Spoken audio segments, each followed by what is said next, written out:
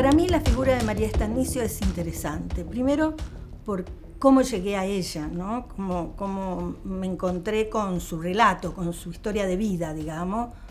Y tiene que ver con una experiencia sindical que se da en una industria, la industria de la carne, en un frigorífico que es el frigorífico Smithfield, y entonces hay que ir como hurgando, y sobre todo hurgando en la memoria y buscando a esas mujeres que pueden contar una historia que no está de alguna manera puesta en algunos libros de memoria de dirigentes sindicales. Por ejemplo, en el libro de Cipriano Reyes sobre el 17 de octubre, yo hice el 17 de octubre, dice Cipriano Reyes, la figura de María Roldán, que es una dirigente sindical de la industria de la carne también en Berisso, está sumamente contada. Y después Daniel James le hace una entrevista y escribe un libro sobre María Roldán. Pero la historia de María Estanicio va por otro lugar, va por lo que a mí me parece que son esos registros fragmentarios, precarios de una vida, y que pueden perderse irremediablemente. Entonces, lo que se sabe de María Estanicio es lo que yo tengo en la entrevista que le hice en ese momento. María Estanicio se convierte en delegada de su fábrica y de su sección en unos años 1942, 1941. O sea que no está ligada a esa experiencia de convertirse en delegada sindical al peronismo, y nos habla de toda una experiencia de las mujeres en el periodo que va entre 1890, 1900 y diría 1945, donde hay una cantidad de mujeres que se convierten en dirigentes sindicales, en delegadas, que están en las manifestaciones y que, forman parte de lo que uno podría llamar la genealogía de la dirigencia sindical femenina, cosa que es muy interesante, porque la Confederación General del Trabajo no incorpora esas historias en la propia historia de la Confederación, ¿no? A mí me parece que sus demandas están relacionadas con las condiciones generales de los trabajadores. Esto no quiere decir que no hubiera demandas que pueden ser más específicas de las mujeres, porque en esa época no se hablaba de género, ¿no? Pero vuelvo a la pregunta, ¿cuáles son las demandas de las mujeres, ¿no? En ese mundo laboral? Condiciones de trabajo, las 8 horas de trabajo, es fundamental, Igual salario por igual trabajo, lo que es también fundamental porque esa diferencia salarial, que es del orden del 30% en términos generales, se mantiene hasta el presente en muchos lugares de trabajo, ¿no? Y también la cuestión de la valoración de las habilidades y destrezas que tienen varones y mujeres en los trabajos, porque eso es lo que fundamenta la diferencia salarial. No sé si queda claro esta cuestión de la valoración. Doy un ejemplo. María Estanicio trabajaba en un departamento que era la sección de lengua, donde limpiaban las lenguas, la lengua a la vinagreta, que se come, pero que se prepara y se limpia las lenguas. Y también trabajó en algunos momentos en la despostada, que es donde se separa la carne del hueso en el animal.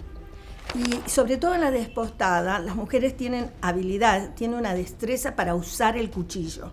Y también se requiere fuerza, porque tenés que levantar un pedazo de carne grande y cortarlo, y deshuesarlo y cortarlo, ¿no? Entonces, esa destreza que tenían ellas para manejar el cuchillo no era considerada, no era valorada. En cambio, los varones sí. Los varones, ya por el solo hecho de usar el cuchillo, eran considerados trabajadores calificados, especialmente los de la playa de La Matanza.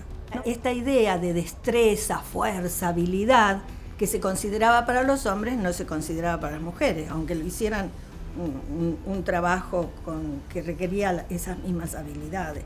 Y ya entonces eso va configurando una valoración distinta de habilidades y destrezas para varones y mujeres. Y eso después se traduce en un salario diferente. En la sociedad se considera al varón como varón proveedor, como el varón que va a trabajar. Digo, la idea de que se va a deslomar trabajando para llevar la comida a su casa. Y entonces el trabajo de la mujer no tiene esas mismas características. Se convierte en un trabajo complementario. Y entonces, como es complementario, se paga menos. Digamos, va en paralelo con la idea de que una habilidad, una destreza femenina es considerada de menor jerarquía que la del varón. ¿Dónde estaban las mujeres en el mundo del trabajo? Por ejemplo, esa fue una pregunta que me hice en los inicios de mis investigaciones. ¿Dónde están? ¿No? ¿Qué hacen? ¿Protestan? Y cuando protestan, ¿por qué? Y cuando no protestan, también, ¿por qué? ¿No? Porque esa es una pregunta. ¿Por qué no se protesta? ¿Por qué no protestan? ¿Por qué no se organizan? Bueno, a la primera pregunta, que es ¿dónde estaban las mujeres?, yo respondo diciendo que estaban en todas partes, ¿no? El problema está en lo que se considera trabajo, ¿no? Y lo que se considera trabajo es el trabajo asalariado, que las mujeres estaban en diferentes lugares y que ellas hacían tareas importantes que no se consideraban trabajo, ¿eh? Y no se consideraban trabajo porque solo se consideraba trabajo el que estaba bajo la relación salarial. Bueno, la mujer está para coser, bordar, y los hombres hacen las leyes, la división del trabajo. En la política también, ¿no? El deber ser femenino es el hogar. El deber ser masculino es delomarse, porque la masculinidad, ¿no?, se construye alrededor de la fortaleza, la protección, el proveer, pero también la propiedad. Las mujeres en un lugar, los varones en otros. Y lo que hacen mujeres como María Estanicio es romper esa separación, ¿no? Porque se meten en el lugar de la sociabilidad masculina. Y el lugar de la sociabilidad masculina es el sindicato. María Estanicio lo que también hace es ir involucrándose en la política, porque ella es delegada entre el 41 y el 42, que es lo que pasa cuando Perón llega a la presidencia, ¿no? En 1946, pero hay que recordar que el 4 de junio de 1943 se da un golpe de Estado, y de ese golpe de Estado Perón surge, lo apoya, forma parte y pasa al Departamento Nacional del Trabajo, a la Secretaría de Trabajo y Previsión, y de ahí construye su liderazgo político, ¿no? Y ella, como María Roldán, quedan fuera de las listas electorales.